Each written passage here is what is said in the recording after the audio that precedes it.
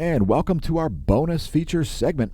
First thing we're looking at is the likelihood of GPS errors. Now, we often see chaos in the total electron content forecast here during times of coronal hole wind streams. And we are seeing a period of geomagnetic unrest. We are indeed seeing some chaos here. We're seeing some GPS errors around nighttime, especially around the equator. Also in some other spots. We'll let it play through a second time here just to show you the most likely places for GPS errors according to the coupled thermosphere, ionosphere, plasmasphere electrodynamics model, the CTIPE, Total Electron Content Forecast.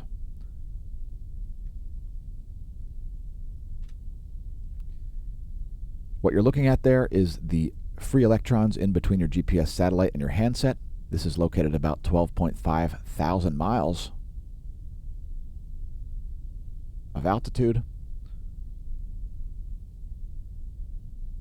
If it has to communicate with a lot of electrons, it can cause errors of thousands of miles. So we see some charging hazards as well here, mainly over the central Pacific Ocean, most of the Pacific Ocean. And if you want to read more about charging hazards, what's going on now are surface charging hazards. So they're caused by low energy electrons. And if you want to read more about that, just click the details tab there on the CSERT satellite charging hazards page. Here's the 1-year chart of the electron flux.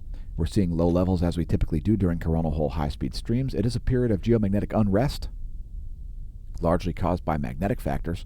We are expecting an uptick in the solar wind velocity and a downtick in the density. If that matters to you, watch our previous video. We're putting out 3 daily space weather videos. Here's the relativistic electron forecast model. Noah almost right on with the guess there.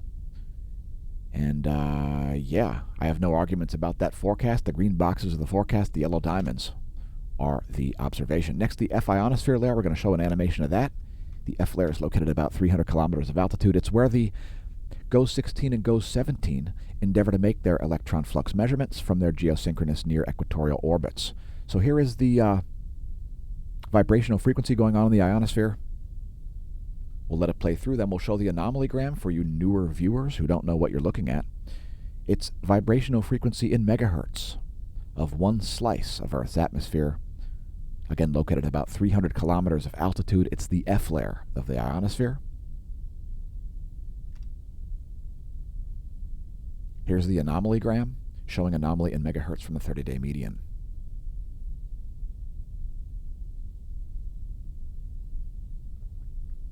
Some interesting high-frequency pulses happening here over large portions of the northern hemisphere around 60 degrees latitude.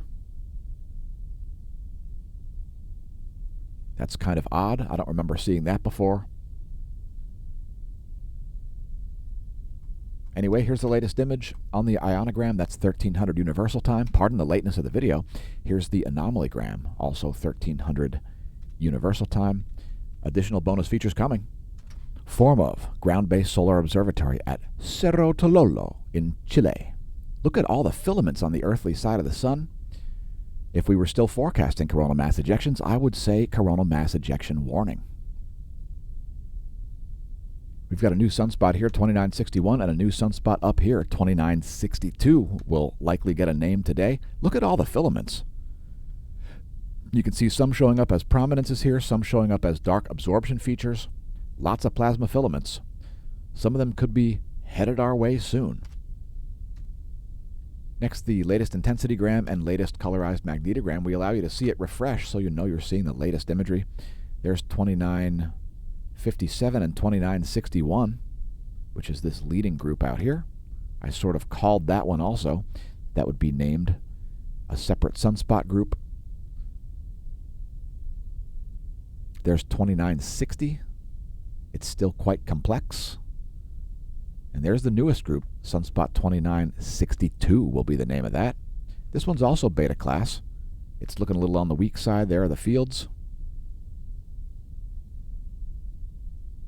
Here's 2962. And the most likely place to see major solar flares is out of this one or out of this area over here, in my opinion. That's your colorized magnetogram. We'll continue on with some NASA GOES 16 SUVI imagery with its great wide field of view. A little lower resolution than the SDO and a little higher, little larger field of view. Some prominence is happening down here in the south. And there was a huge filament eruption yesterday. It largely splashed back down.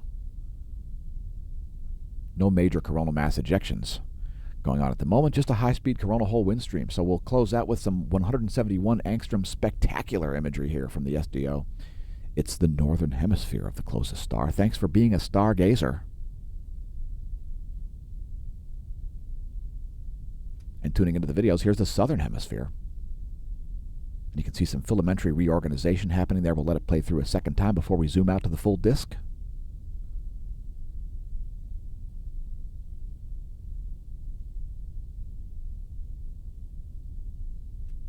And here's the full Monty to close out the video. Thanks for tuning into the bonus features segment. Congratulations on realizing the channel exists. And may that solar wind be at your back.